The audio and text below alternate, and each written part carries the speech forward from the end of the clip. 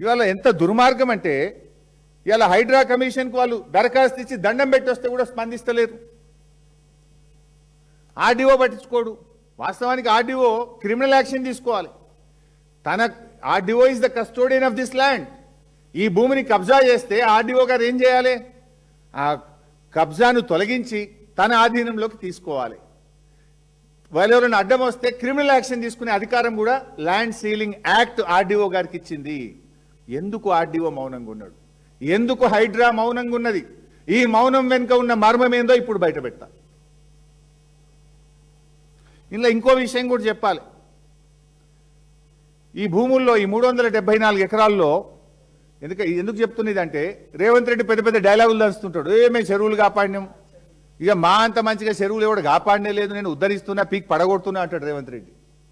ఆ సంగతి కూడా చెప్పాలి. ఇప్పుడు ఈ 374 ఎకరాల్లో లచ్చమ్మకుంటున్నది ఒకటి.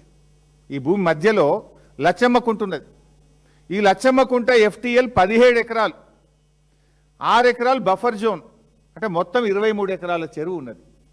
ఆ 23 ఎకరాల చెరువు కింద 150 ఎకరాల ఆయకట్టు ఉన్నది.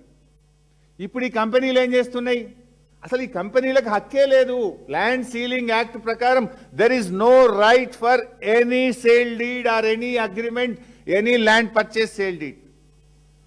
ఆ కంపెనీలు ఏం చేస్తున్నాయి? ఇప్పుడు ఆ లచ్చమ్మకుంట చెరువుకు ఉండేటువంటి ఫీడర్ ఛానల్స్ అన్ని ధ్వంసం చేసిండ్రు. మొత్తం ఆ చెరువులోకి నీళ్ళు వచ్చే ఛానళ్లను, ఫీడర్ ఛానల్ను ఎక్కడికక్కడ మూసివేసిండ్రు.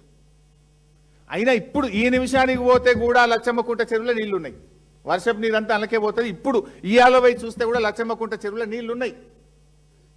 వాడు మొత్తం ఫీడర్ ఛానళ్లు బంద్ పెట్టి లచ్చమ్మకుంట చెరువులకు నీళ్లు పోకుండా చేసి ఇవాళ కబ్జా చేస్తే, మరి చెరువులు కాపాడతారని హైడ్రా కమిషనర్ రంగనాథ్ ఎందుకో కళ్ళు మూసుకున్నాడు. ఏం రంగనాథ్, నీకు చెవులు వినబడతలేవా? ఇప్పుడు నేను అడుగుతున్నా, రేపు పొద్దుగాలవా? నువ్వు పోతావా నేను పోవాలనా? నువ్వు పోకపోతే నేను పోతా రేపు పొద్దుగాల, మా ఎమ్మెల్యేలను తీసుకొని, మా పార్టీ పోతుంది. ఆ రేకులు ఆ కాంపౌండ్ వాళ్ళు పడగొట్టు, చెరువును పునరుద్ధరించు, చెరువు ఫీడర్ ఛానల్ సరిచేయి, వాళ్ళందరినీ అరెస్ట్ చేయి. పేదోళ్ళని మాత్రం అరెస్ట్ చేస్తావు, వీళ్ళ తెరువు ఎందుకో పోవు. ఎందుకో ధైర్యం వస్తలేదు మిస్టర్ రంగనాథ్.